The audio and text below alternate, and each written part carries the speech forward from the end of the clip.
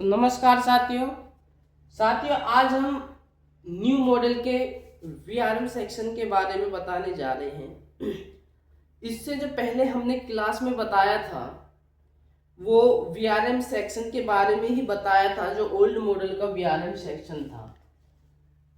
अब जो latest new model के लैपटॉप आ रहे हैं, अब उनमें जो है वीआरएम सेक्शन को चेंज कर दिया गया है। यानी कि आपके जो है न्यू मॉडल का जो वीआरएम सेक्शन है उसके बारे में मैं आपको बताने जा रहा हूँ कि ये किस तरीके से काम करता है, इसका क्या काम होता है, ये सारी चीजें मैं आपको बताता हूँ। तो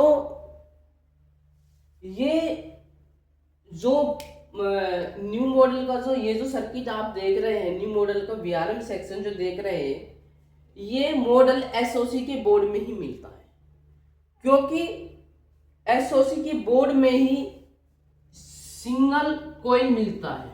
एसओसी के बोर्ड में ही जो आउटपुट कॉइल इससे मिलेगी वो सिंगल कॉइल एसओसी के बोर्ड में ही आपको मिलेगी। अब होता क्या है कि वीआरएम सेक्शन की आईसी जैसे उसमें थी एज इट इज, इसमें भी आईसी है वीआरएम सेक्शन की जैसे उस मॉडल में थी। अब इसमें जो चेंज किया गया है, यहाँ पर उसमें मोसफेट लगे थे, 2 कोयल थी, बट इसमें एक कोर आईसी लगा दी गई है मोसफेट की जगह, और एक कोयल है इसमें कोर वोल्टेज के लिए। ठीक है। अब इसमें जो है हर सेक्शन में, जैसे कि मैंने बताया है पहले भी, कि हर सेक्शन में सप्लाई इन होने से पहले उसमें एक इनपुट कोयल लगी होती है। ये जो इनपुट कोयल है, इस इनपुट कोयल के जरिए वीआरएम आईसी और कोर आईसी पर 19 वोल्ट की सप्लाई आती है। अब सेकंड नंबर पर वीएस सेक्शन के बारे में मैंने आपको बताया था। तो ये सेकंड नंबर पर क्या होता है, फर्स्ट पे जैसे ये है 19 वोल्ट की सप्लाई वीआरएम आईसी और जो है कोर आईसी पर आती है एडोप्टर लगाते ही, और जब हम लैपटॉप को ऑन करते हैं तो हमारा फिर वीएस की सप्लाई बनता है। तो फिर दूसरे नंबर पर क्या होता है, हमें वीआरएम आईसी पर 5 वोल्ट और 3.3 वोल्ट की वीएस की सप्लाई मिल जाती है। और यही दूसरे नंबर पर ही इस पर वीआरएम आईसी पर हमारी वीएस की दोनों सप्लाई मिलेगी, और कोर आईसी पर दूसरे नंबर पर ही हमें कोर आईसी पर भी 5 वोल्ट वीएस की सप्लाई मिल जाएगी। अब जैसे ही ये जो सप्लाई हमें मिलती है, फिर क्या होता है, वीआरएम आईसी को तीसरे नंबर पर एक वीआर ऑन के नाम से इनेबल सिग्नल मिलेगा।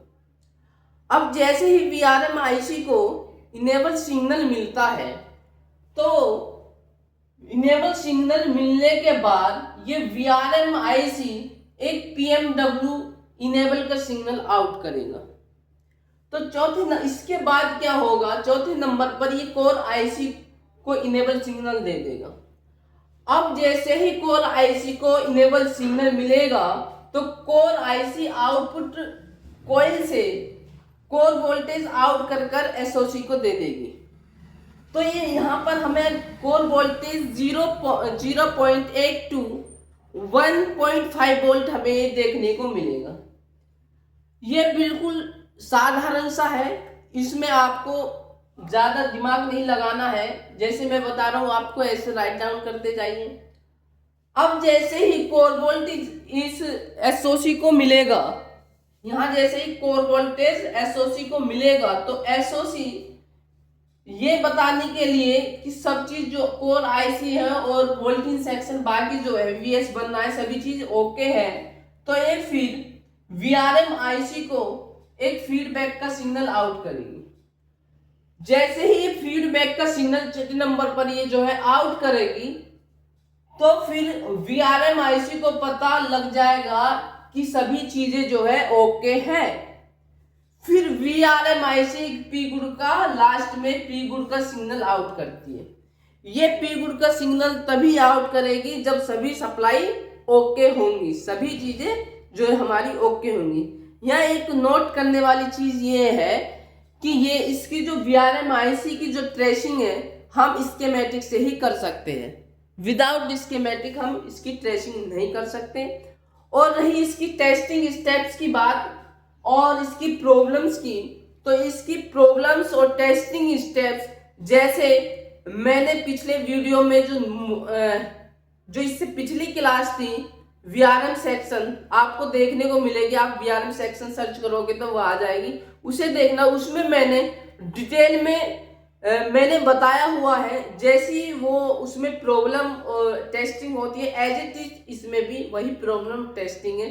आई होप, मुझे लगता है कि आपको बताने की जरूरत नहीं है।